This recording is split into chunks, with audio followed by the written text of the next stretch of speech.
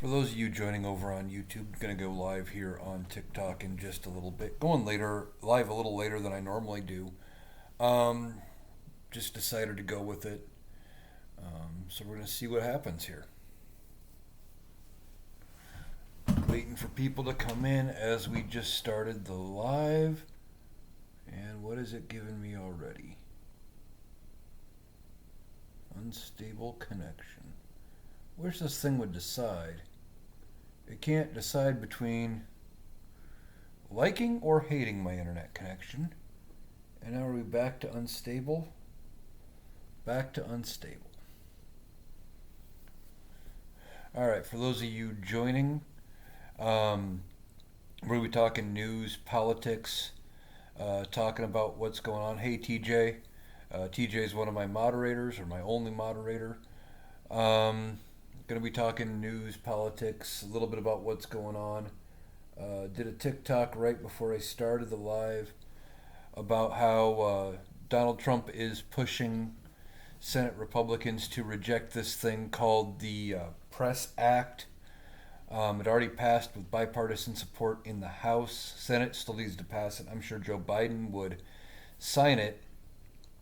And it would give federal protections to members of the media who use anonymous sources, things like that, more whistleblower protections, all the things Donald Trump hates. He doesn't like people being able to be anonymous and not, reveal who they are when they're talking bad about him. He wants to be able to go after them. He wants to be able to have them arrested, charged, sued, whatever, if they say anything bad about Donald Trump. Now, I don't know why the Senate hasn't taken this up yet, but it passed the House with bipartisan support, so you would think it should pass the Senate with bipartisan support, and when it does, that would be great for the media in this country. Now, I know they're not our friend. They did us a great disservice in this last election, especially with how they treated Joe Biden, with how they covered Donald Trump. But we still need to do things and protect them, because Donald Trump likes to refer to anybody in the media as the enemy of the people and their fake news and all sorts of stuff. He tried to sue CBS for $10 billion over the 60 Minutes interview. And that 60 Minutes interview with Kamala Harris made him look bad, so he wanted to sue him for $10 million or $10 billion, in hopes that he could somehow make them look bad, run them through the mud, do whatever, and stir up positive news stories.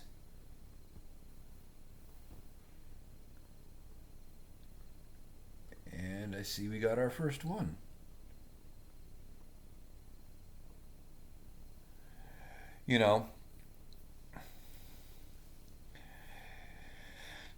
Yeah, it's that 60 Minutes interview Donald Trump didn't even want to do because he was going to be fact checked.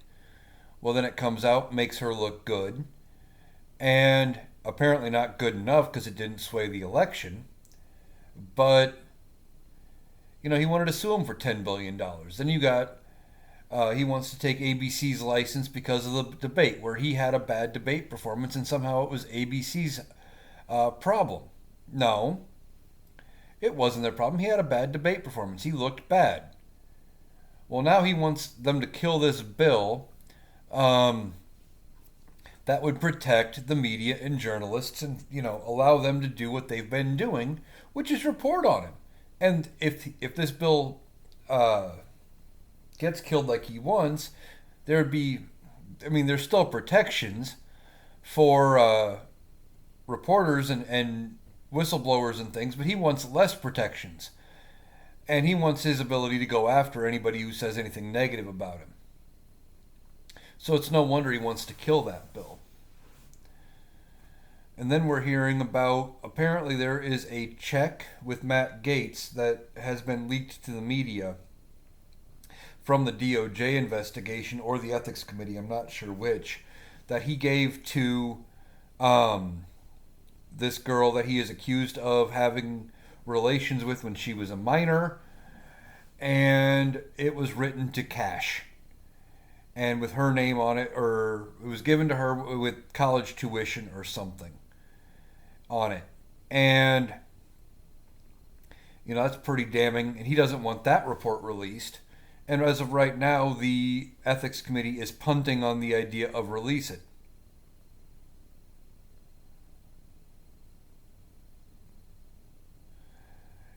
Yeah, I think we know exactly what to do with Kabuta.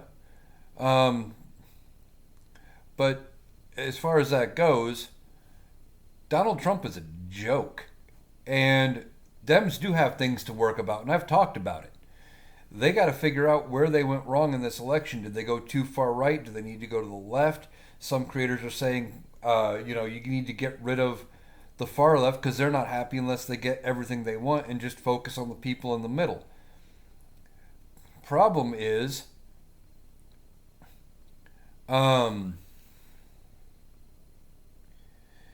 there's so much going on, and Donald Trump is so bad that is, you know, they have to focus on that too and protecting, uh, what they can. Democrats have a lot to work on, but you know, we got to figure out where we went wrong in 2024.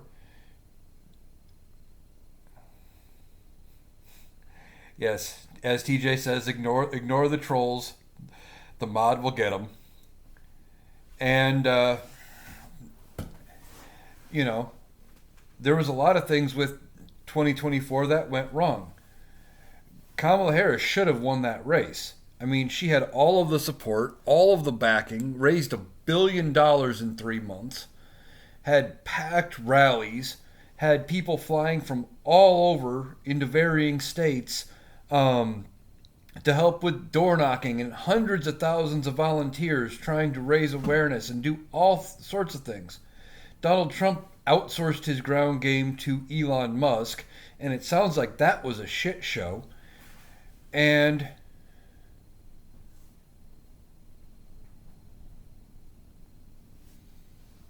yeah.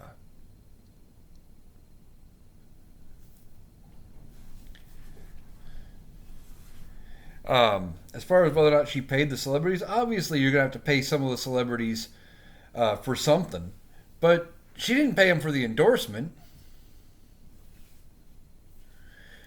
Why did I say she should have won? Because everything going into the election uh, was pointed in her favor. Donald Trump was saying stupid shit after stupid shit after stupid shit. People were leaving his rallies. Um, she had all of the donations from small time donors who had never donated to political candidates before. She was getting people and endorsements from people on the right, people in the middle. I mean, it looked like she had the coalition behind her to do massive things. You were hearing um, about like the golf cart rallies in the villages. The villages is an area where Donald Trump carried the villages. If you watch the polls, he was up on her in several areas. Yeah, I never trusted the polls. Aside from 2024, polls have been wrong since 2016.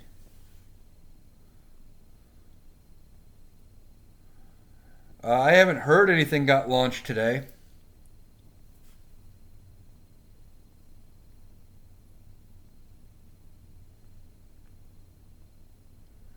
Joe Biden was pulling in the votes, Kamala didn't. I mean, he was, but the thing is, um, I think part of it too is we were in the middle of the pandemic that was being run by Trump, and people were immediately seeing the results of him being in charge. That was easier for them to grasp, and you know, then with uh, people have forgotten a lot since 4 years ago. But Biden could have won. I'd said before he stepped aside that he could have won. I was pissed about how the Democrats and the media were treating him. he'd say he was staying in, and for 3 weeks you'd hear from nothing but the media saying, well, is Joe Biden stepping aside? Is today the day Joe Biden's stepping aside? This Democrat says Joe Biden should step aside. They pushed him out very publicly, and he makes the hard decision to step aside. Yeah, but 2016 was an entirely different beast as far as what she had in the primary. And you're talking primaries. The primary system is weird anyway. Because you have primaries offset all spring and early summer, leading up to the convention. Well, if you're not gaining traction early enough, you drop out. Well, look what happened in 2016 with the Republicans. They had like 8 people into their field, and they spread their vote so far, Donald Trump was only getting like 30% of the Republican vote. But because he was getting a consistent number, they kept dropping out, and Donald Trump just kept gaining steam.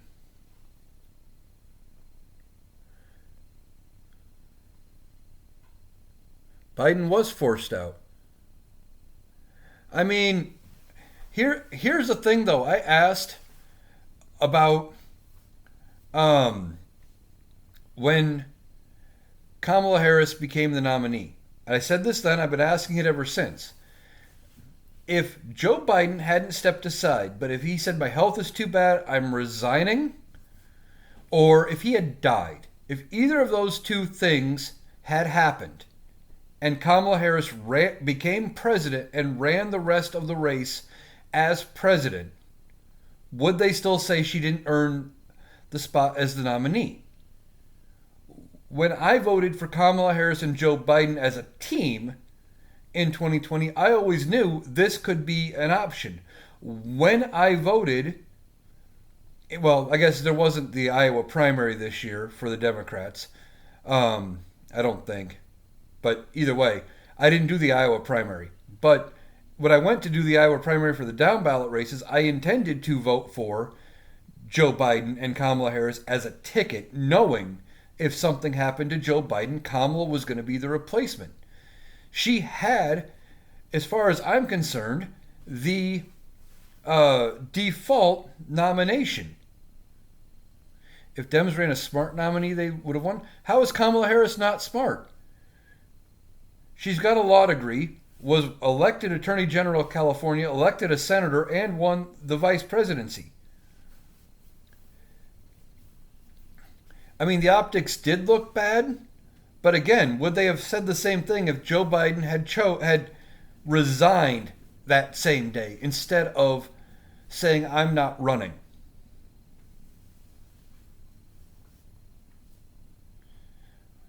She answered a ton of questions. Ton.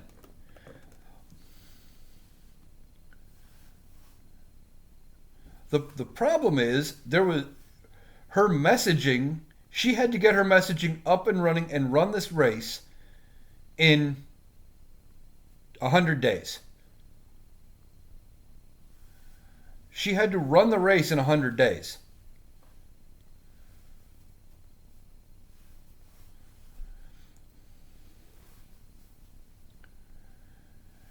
If if Obama could have ran, like if Barack could have run again, Barack would win hands down. I guarantee you. But you'd have to change the Constitution to do that. But Kamala Harris had to get her campaign, launch it, run it, and go in 100 days from the day she became the nominee and got endorsed by Joe Biden to Election Day. Donald Trump has been running the same campaign and speaking the same message since 2016. Realistically, he has been running the same campaign since 2016. He hasn't really changed his message a whole lot.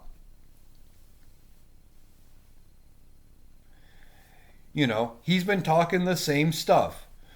Make America great again. He's had his slogan that has worked with at least a significant portion of his voting base for 8 years.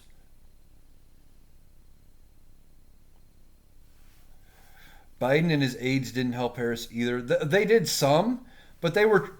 The problem is, she was trying to not say anything bad about Joe Biden, while also and not but while also separating from Joe Biden and try to walk away from the administration.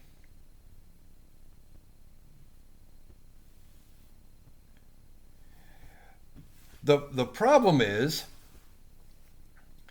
she you know she was trying to separate herself from Joe Biden while also trying to attach herself to his economic wins and his policy wins. Like, she was trying to walk a very fine line, and she struggled.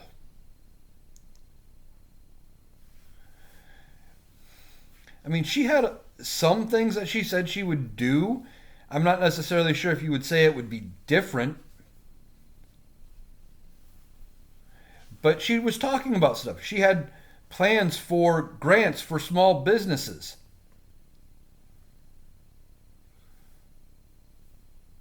She had home buying credits that she wanted to deal with. She wanted to do things to help people who have kids. She had plans. But I think part of it is she shifted too far right, especially toward the end, campaigning quite a bit with Liz Cheney.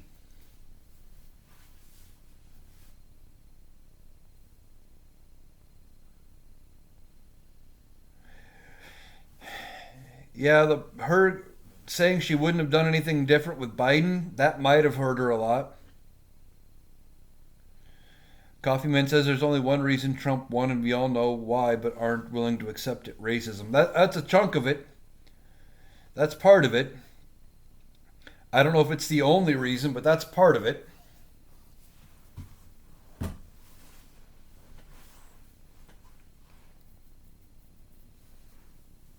That too. Yeah. The fact that she's a woman and a woman of color. Obama did win twice, and I was happy to see Iowa had gone blue both times. We have lived through many presidents. We'll survive. The Constitution's going to hold. They're not going to be able to do nearly as much as what they want to do. And I've been talking about that on this channel quite a bit. Um, they don't have the votes to pass constitutional amendments. So a lot of things are going to be out.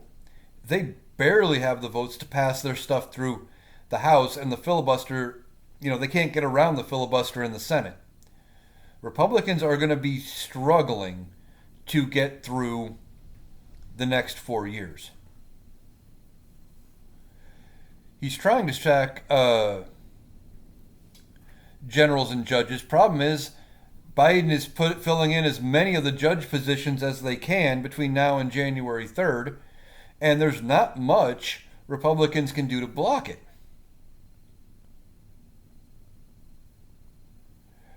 Cami says we know within the first 100 days that will change. No, it won't. They don't have the numbers. They don't have the numbers to do all of that. To pass a constitutional amendment, it takes 2/3 of the House, 2/3 of the Senate. They don't have 67 senators. They have 54. Last I saw, they barely have 218 members of the House. They might be up to 220 by now. Such a razor-thin majority, they're not going to be able to get anything through Congress. And a lot of these executive orders aren't going to hold up in court because the laws don't allow them to do a lot of it. Oh, you're saying within 100 days we'll know what, if anything, will change? We'll have an idea. They're going to be busy fighting amongst themselves. Because, like I said, they've got such razor-thin majority. You've got, you're not going to be able to pass a lot out of the House without losing, they need all of their votes lockstep, and they don't have that. You've got people in there who will not vote for some of the most crazy stuff. He's appointing Project 2025 sympathizers. Well, he's trying. They got to get through for his cabinet and stuff. They still have to get through the Senate.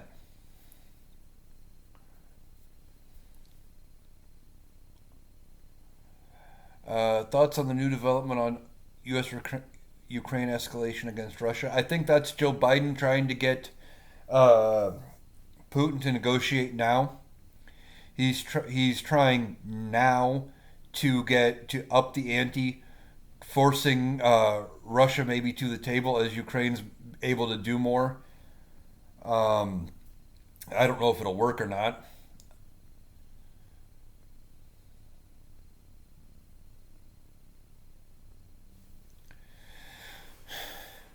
When it comes to politics, they all fight within themselves. They do. Both parties do to an extent.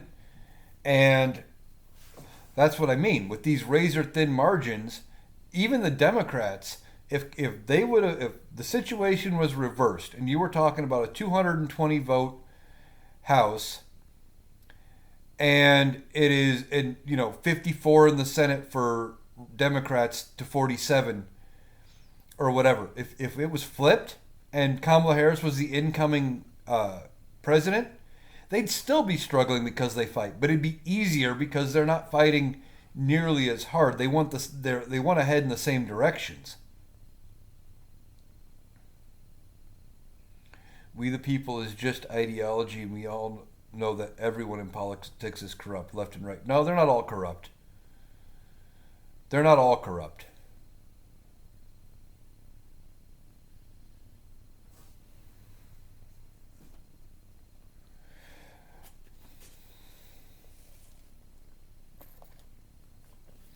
We will never in your lifetime have a government by the people for the people.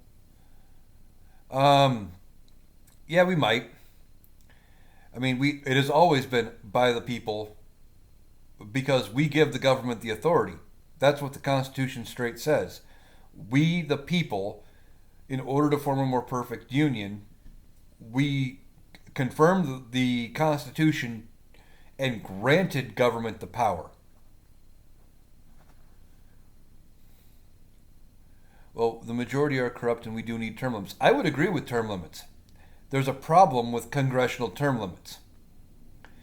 Again, you need 67 senators. You need like 325, 350 members of the House of Representatives and 38 states to all agree to put it on there. But you need the members of Congress to agree to vote themselves term limits. I'm not arguing that we don't need them. I'm saying I just don't see how it happens. TJ says age limits, not term limits. They could be the same thing. But either way, the people that you are wanting to put the limit on are the ones who have to vote to approve it. And it's not something the president can do without Congress, etc. Because of experience does make a difference. I mean, that is how, in part, how Biden got the Affordable Care Act passed. He had Joe Biden going up to Capitol Hill as vice president and negotiating with Republicans, and they got the best deal they could with the Affordable Care Act. Back then, you were able to still get things passed bipartisan. We can debate all day long, but if you go through history, you find corruption everywhere. Yeah, I would agree. There's things that we don't know till after the fact about a lot of things. Um, they refer to the Kennedy administration as Camelot, but yet you hear about some of the stuff that got by during Kennedy. I mean, you hear about it everywhere.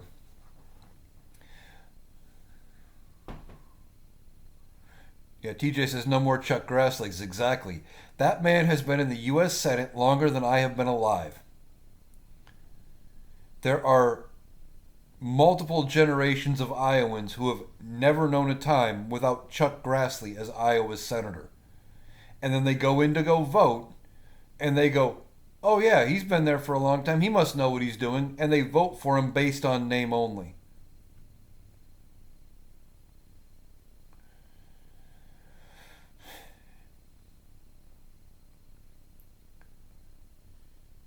I mean, Chuck Grassley is, what is he, 91 years old right now? He has already filed the paperwork to run for re-election in 2028. He will be 95 years old. and he has filed the paperwork to run again for Senate. That is ridiculous. And it's not just the Republicans.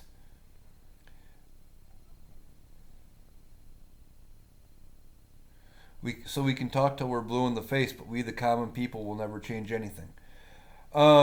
We can. The problem is we need to vote in people who are willing to make those changes. We have to vote against some of the long-term politicians, but we also have to vote for long-term politicians when they're on our side. It's a tough thing. But some people that are in safe districts where you don't have to worry about your vote flipping sides necessarily if you primary out the person that's in there. We need to replace some of these people. Look at Nancy Pelosi. Nancy Pelosi's been around a long time. And she's done a great job in the House. But you're telling me you can't find anybody else in San Francisco who could run and do just as good of a job and still, it would still be a Democratic controlled seat, almost guarantee it. We don't have the money to get what we want. That's part of it. Campaigns take money. Kamala Harris raised $1 billion and it wasn't enough.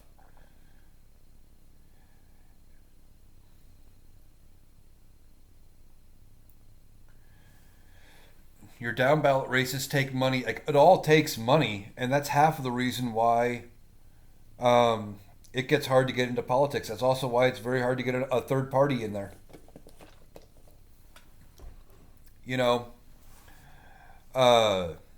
I said prior to the election, for those voting third party, is you only see him come out to run for president. You don't have a single libertarian member of Congress in any state. Senator, no member of the House, nothing. But they run for president every 4 years.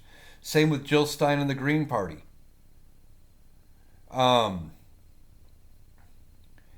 They come out, they run for president, but they don't have any power down ballot. So even if they pulled off a miracle and won the presidency, they don't have any allies in Congress to get anything done.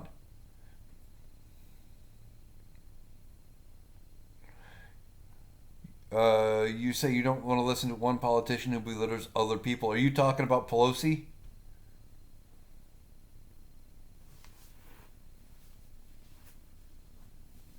Have to be optimistic and have a backer with money. Women's right to vote and end of segregation one. Yeah. I've been saying if the economy ends up nearly as bad as it could be here in the next 4 years, you could be staring at something similar to what happened in 1932 with the Democrats after the stock market crash under Hoover. Stock market crashes in 1929. Hoover sits back, does nothing, says that the economy will fix itself, and continues to do really nothing but tariffs going into 32. And then in 32, in comes FDR talking about the New Deal and fighting for the working people and putting people to work with government works programs, things like that. Democrats build a coalition based on the idea of putting normal people to work and helping out the everyday person. They held the presidency and Congress for basically 20 years straight. Cami says, honestly, I'm a Christian. Can't wait till the Lord calls me. Never have to listen to BS. Yeah, I can see where people get that idea. Like where they're just fed up and they're done. Yeah, Nancy Pelosi's 84, time to retire, as TJ says. Yeah, I'd agree. I know she stepped out of leadership, but she's still running every time. And I thought I heard she's already considering running again in 2026. Be Happy says, great example. Too bad we have to go through hell to get positive change. Exactly. Want to know why anyone at 84 wants to stay in politics? Yeah, I don't either. If I make it to 84, I don't want to be working. Look at what happened to Dianne Feinstein. Yeah, she was, what, in her late 80s, early 90s. She was not running for re-election in this past election. Her seat was up. She had said she was done, and she was just trying to live out her term. And she most of the time she was in a wheelchair, which, from age, which is fine. But she had to be reminded where she was, and more than once she was just supposed to vote on a bill, and she tried arguing the bill, things like that. And I read it before she died.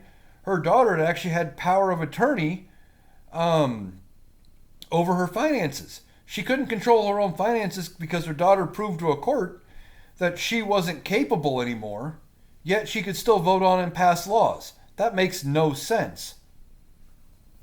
Age limits should definitely be a thing. And one of the things about those age limits is, as medicine and things improve, if there comes a time when, as some sci-fi shows show, that people start living to 150 and 75 becomes middle-aged and they're fine mentally, etc., then we can always change them. Cami says, what makes me very unhappy is that the government divides us and we let it happen. Yeah, to an extent. Politics never used to be this divisive. It was never this divisive until Donald Trump came down that golden escalator.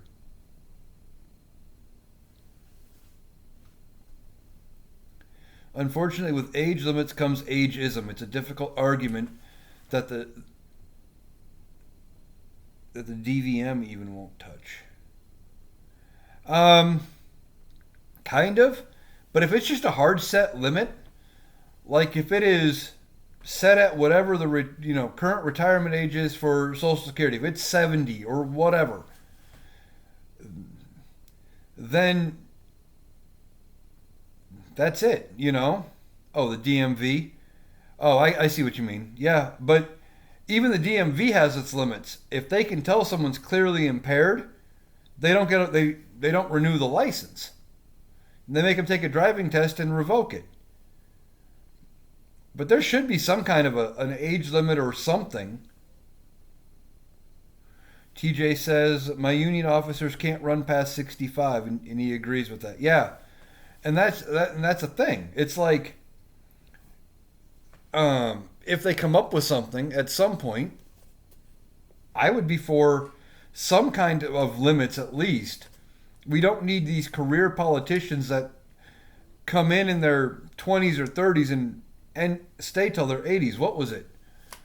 An old politician, Strom Thurmond. I don't remember how old he was. In his 90s. Was he like 98 when he died in office as a member of the House, I believe?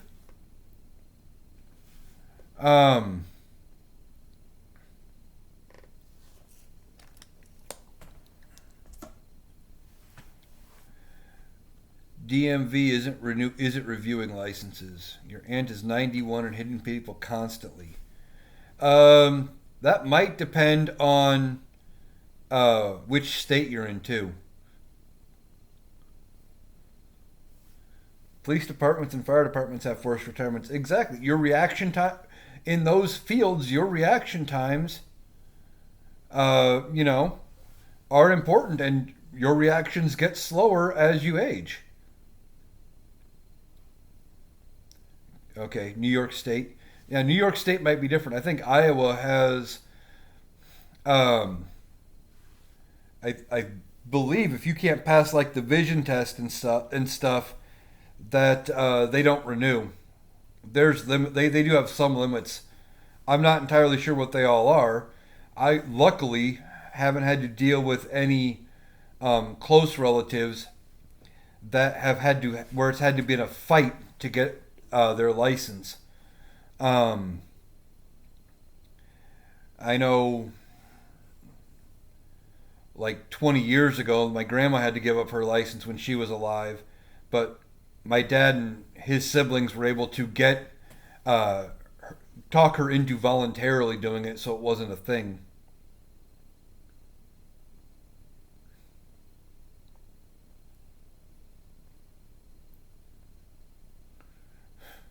Be Happy says, you worked in pharmacy. You don't want to know what people are on and driving. Yeah, that reminds me of something I saw here on TikTok, um, where somebody was talking about that don't operate heavy machinery while on this medication, thing. And they're like, yeah, I finally realized they probably meant like just driving a car, but for some reason they were thinking like cranes and forklifts, things like that. She goes straight into the ditch from the driveway. Yeah, probably shouldn't be driving. Um, Unfortunately, I don't know what the answer is there. How to get the DMV to restrict the license. Um, yeah, the only family members I've had to deal with have voluntarily given up their license because they were able to accept the fact very early, that uh, they just couldn't drive anymore. You want to laugh, but it really isn't funny. Yeah, I wonder. Her insurance has got to be through the roof if she's constantly doing that. If she has insurance and making claims.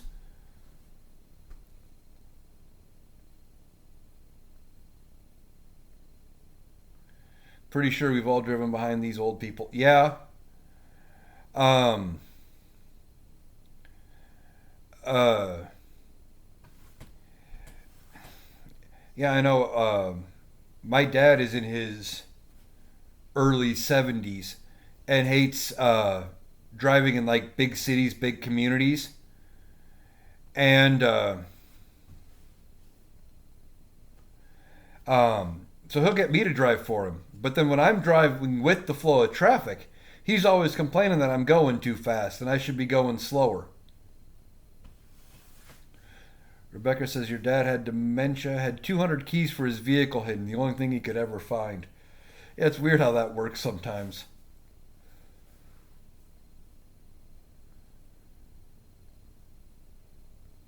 Yeah, I bet. I prefer to if I'm going anywhere with my dad, I prefer to drive, especially in the larger cities. Um, he's one of those guys grew up in a small-ish town and doesn't see the need to leave.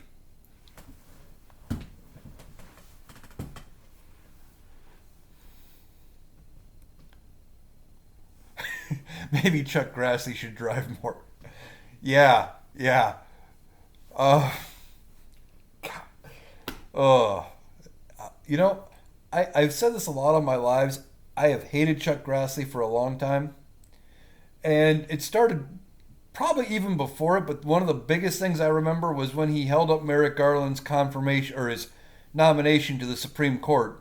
When Merrick Garland got nominated by Barack Obama in 2016, saying February was too close to an election year when they wouldn't even vote on it. He never let Merrick Garland's pick get out of the Judiciary Committee. Cammy says, gotta go. Want a world where we all get along regardless of politics. Yeah, that'd be nice. Just gonna let you know, I record all my lives. This will be up over on my YouTube channel sometime probably tomorrow. I am Analytical Iowan on YouTube as well. There is a link in my bio. I post up all my lives afterward. Hope you have a good night.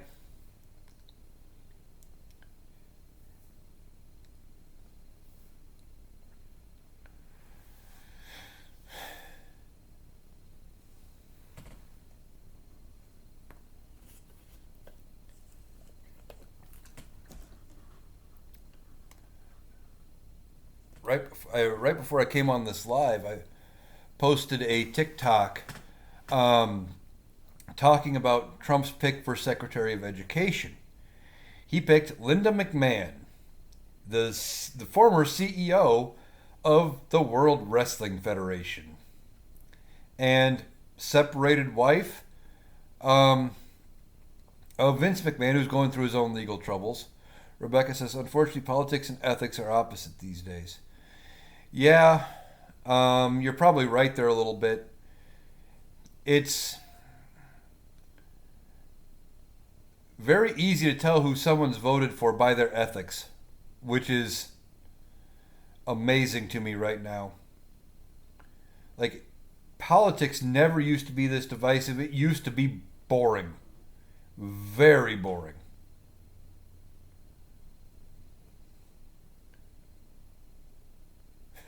The intersection of real life and WrestleMania. Yeah, as Tony Michaels says. And he picks her for education.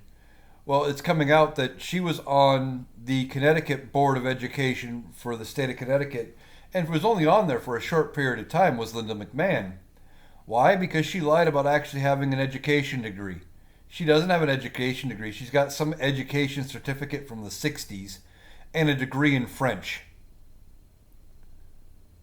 A degree in French makes you qualified to run the Department of Education, apparently. Yeah, Dr. Oz from Medicare. Yeah, he was saying something about one way that they could save costs on Medicare is have like uh, these tent clinics pop up in states where every so often people who need healthcare just show up and be seen, speed dating style by a doctor at a clinic in a tent. He's a nut job. I don't know if he gets out of the Senate. I don't know if he gets confirmed. These picks are loony. Absolutely loony. But he doesn't care about, Donald Trump doesn't care about picking qualified people anymore. He's picking people that are loyal to him. Or they've donated, or they have a bankroll, or something like that.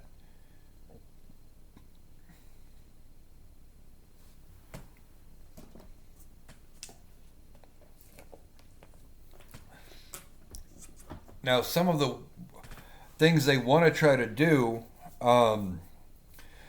they were talking about how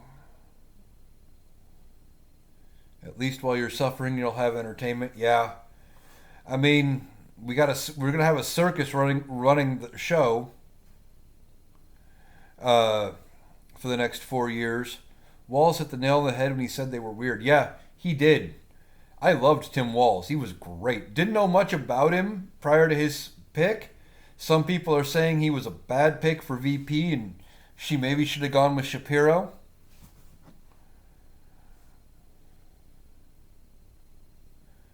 Uh, Rebecca says, of course, he's a narcissist and only going to do what is good for him. Yeah, he only cares about what's in his best interest. He's transactional.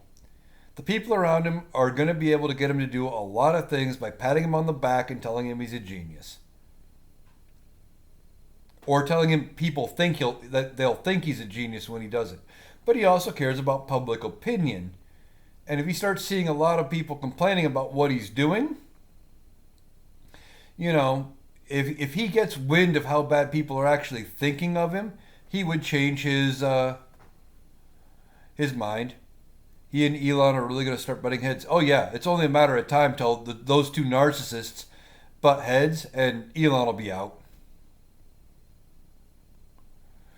It's also going to be why they force him out for the puppet Vance.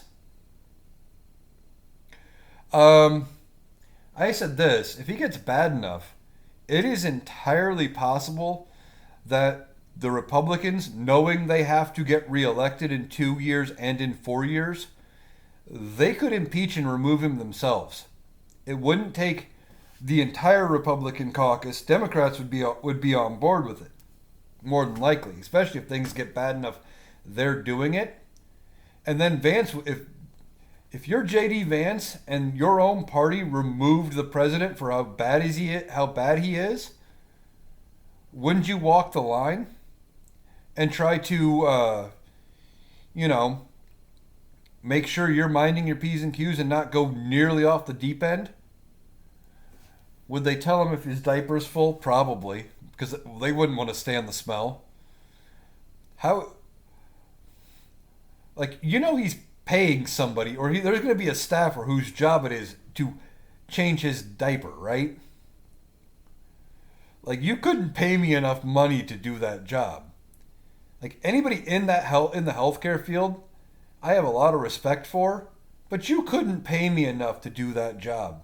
especially not with Donald Trump. There's no way. Not with who it is.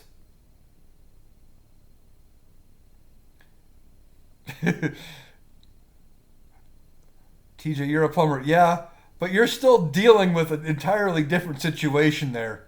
You know, even with the stuff you deal with, TJ, as a plumber, it's still not coming direct from the source. But he's a god, don't you know that? They think he is. They think he is. Did you see that thing in Oklahoma where the head of the state school board superintendent or whatever his official title is wants to start playing videos every day for students where he prays to Trump? You can't make this shit up. Oklahoma is like dead last in education for a reason. You know, separation of church and state and all, but it only applies when it's the religions they don't like.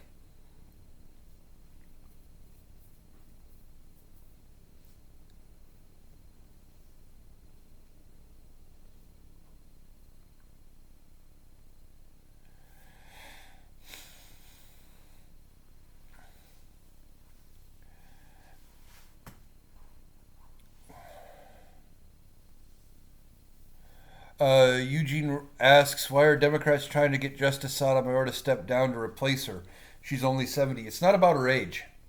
She's got health concerns. I'm not entirely sure what those are exactly, but she does have some major health concerns.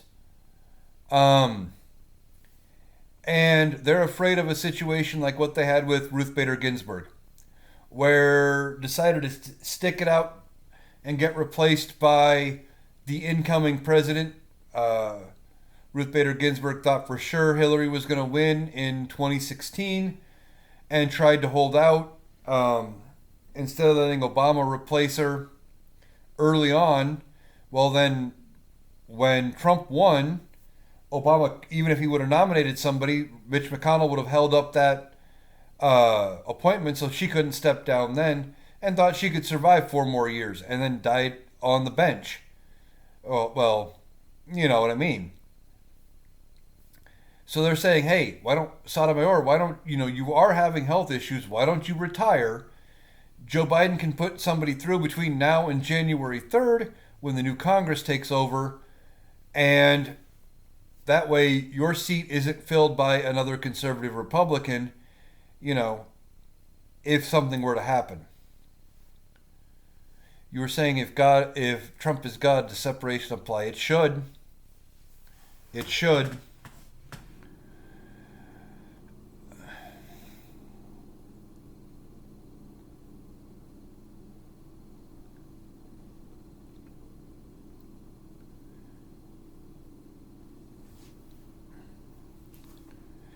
Yeah, they love the amendments when it applies to them and it's in their favor, especially Trump voters.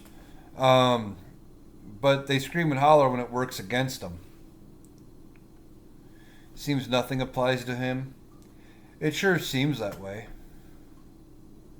Oh, in Trump world, yeah, they don't care about that. They don't care about separation of church and state. Not in their world. They only care about separation of church and state if it prevents, Muslims or Hindus or Buddhists or atheists or basically anybody who's not a Christian from doing anything with their beliefs and passing a law based on their religious teachings or lack thereof in the case of atheists. That's when they care. They care about if it applies to them being Christian. But if they can force their Christianity onto everybody else, then they don't care about separation of church and state.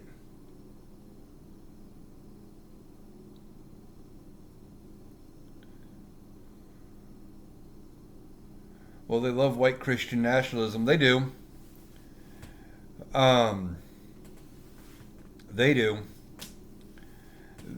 The Republicans have tied in the evangelicals and Christianity, etc., into their brand because they knew they were having a shrinking voting base.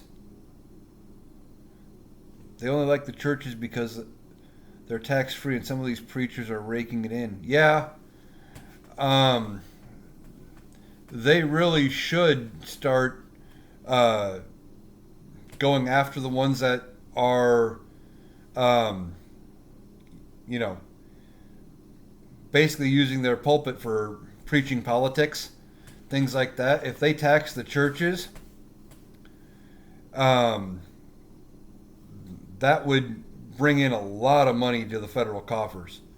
And every time you start talking about it, you always hear, well, what about all these good things that the churches do? Well, that's great. Then they can take it off their taxes. Um, and people say, well, if you start taxing the churches, people won't give to the churches as much. Well, if the only reason they are giving is to get a tax break, then they're giving for the wrong reasons. It is what it is now. We have made our votes for the year, and now we have to deal with it. We do. Part of what I'm trying to do is remind people it's not going to be nearly as bad as what it could be.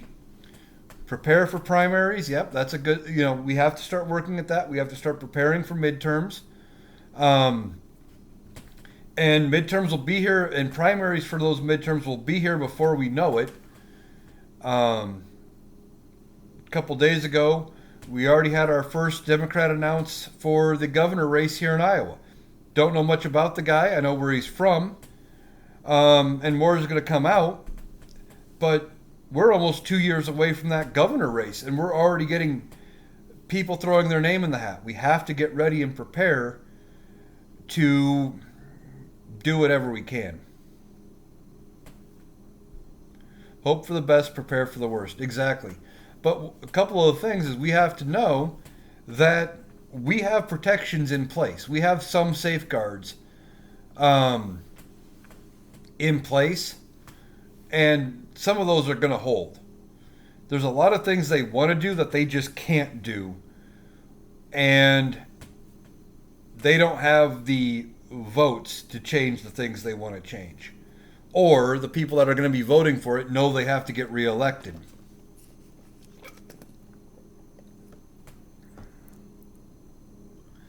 You worry about them finding loopholes? Oh, they're going to try. I said this on a live the other night. I think you're going to see out of this Trump administration probably the most number of laws passed after the fact, and maybe even an amendment or two, just because of the things they're going to have to close and fix, etc. If we keep harping on the cabinet, we are only sinking ourselves. Let the Senate do what they have to do. I mean, the Senate's going to do what they do anyway. They're going to vote in the ones they want. Part of the reason, like I said, I'm talking about the ones I don't think are going to make it and how bad they are, is just to kind of show that he's an unserious president, and that when the Senate does come through and not confirm some of these people, it'll show that our checks and balances actually held. We have a system of checks and balances for a reason. When they wrote the Constitution, they just came from a monarchy. They didn't want to have a monarchy. They didn't want all the power solidified in one person. They had talked about making George Washington king. He didn't want to do that. And they went back and forth on how to do it. Some things are beyond our control. Focus on what we can change. Yeah, that's part of it too. We have to focus on what we can work on. Focus on just getting through the next 4 years, and getting into the midterms. I think the Democrats end up taking House and Senate in the midterms, and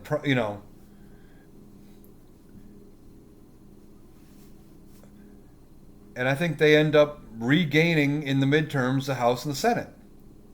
Well, if Donald Trump doesn't have the House and the Senate in the midterms, he's not getting anything done. He can try all he wants with executive orders. Those are going to be tied up in the courts for so long that it's not going to matter. A lot of what he wants to do is going to get tied up in the courts, even if they pass it through Congress. Some of the stuff is downright unconstitutional, and they're going to be doing, you know, it'll be tied up in the court. Like I said, like wanting to denaturalize a lot of people, in order to do it in any sort of mass numbers, they're going to have to pass something through Congress. Well, that'll get tied up. There'll be a lawsuit. That'll get tied up in court almost the minute the ink is dry, or I should say Sharpie is dry on the bill when Donald Trump signs it. There'll be at least one or two lawsuits filed, probably multiple, and it'll probably get tied up in court for two or more years. Same with him saying he wants to pass an executive order to end birthright citizenship.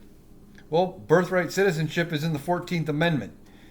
You can't overrule an amendment with an executive order. It just doesn't work. The Supreme Court's not going to allow it. That doesn't fall under official acts for immunity. Well, it does, but it doesn't. It falls under official acts as far as him writing the executive order and signing it. That part is an official act, the doing of the executive order. But just because he made an executive order and has immunity for writing the executive order doesn't mean the executive order is immune. They're separate things.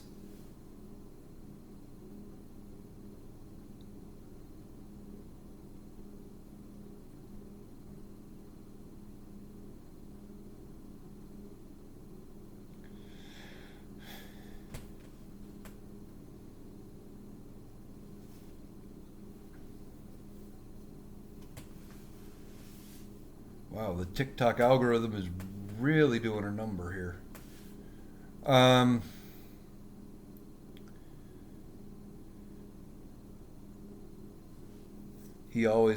Trump always lies? Yeah, he does.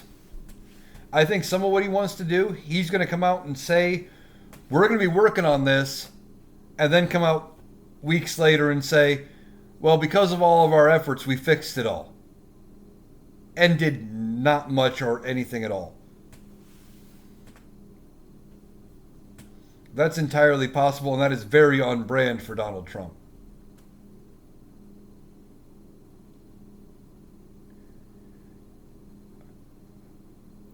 I saw a number for a number of trans athletes in high school sports, and I want to say it was under 100 nationwide. So they'll pass some kind of a rule through the Department of Education saying trans students can't participate in sports or whatever, which only affects a certain number of people. And then, well, like I said, it affects less than 100 people. Well, then when it affects no one, and no one's seeing any trans students play sports, he's going to say, well, see, my policy worked.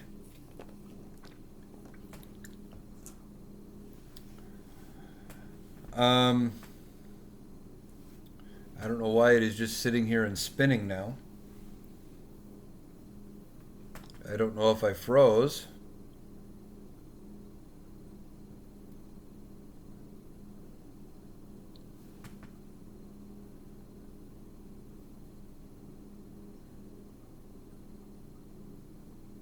Am I frozen?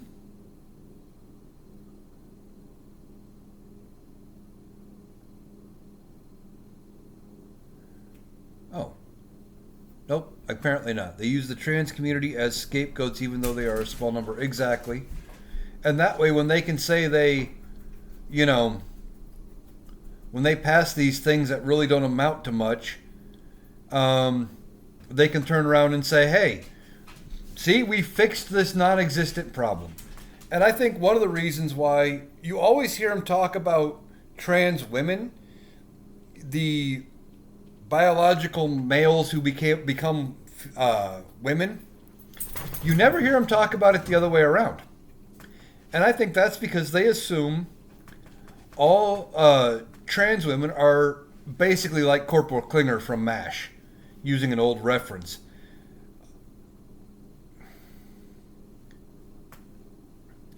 They do outrage a large number of people.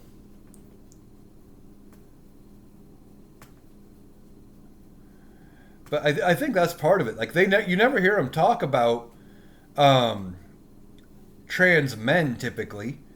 They don't. They never mention them. It's only ever about trans women, and they always talk about, well, they don't want men going into the women's restroom, things like that. Never once talk about it in the other direction. I don't think they actually believe that trans men exist. Like I said, I think they believe most trans men are like Corporal Klinger from MASH. You know.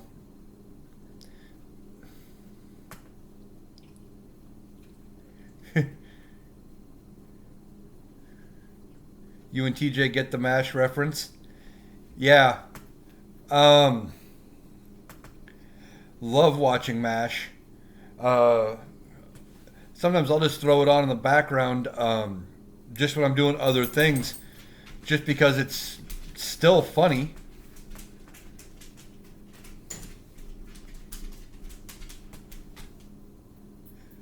Klinger's a character, though, I don't think you could do today. Not not the same way. Like they would have to be very careful with Klinger if they were to reboot MASH.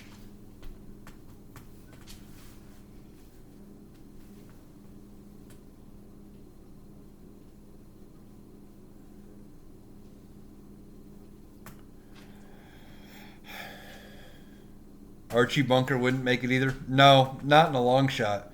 Although there was an interview with Carol O'Connor where he was talking about it, and he said the whole point of Archie Bunker is that he's a bigot, and the whole point is that being the way Archie is hasn't done him any favors his whole life. And that's kind of the point of the show, is it's to show how him being the way he is hasn't really helped him any. And people miss that a lot. So maybe you could do it if you did it the right way.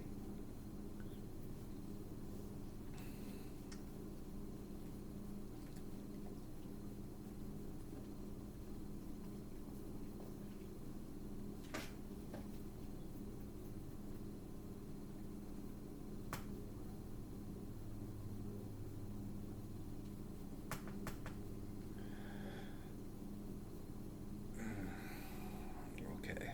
Well, um, going a little shorter than I normally do, but I also started later. So I'm going to go ahead and wrap this up. I thank everybody who took the time to join me on this live. I don't know why all I'm getting is it sitting and spinning in circles at me. But I haven't frozen or anything. But I'm going to wrap it up. I thank everybody for watching. As always, I've recorded the live. It will be up over on my YouTube page, Analytical Iowan, over on YouTube. And hope you have a great night, and I will catch you the next time I am live.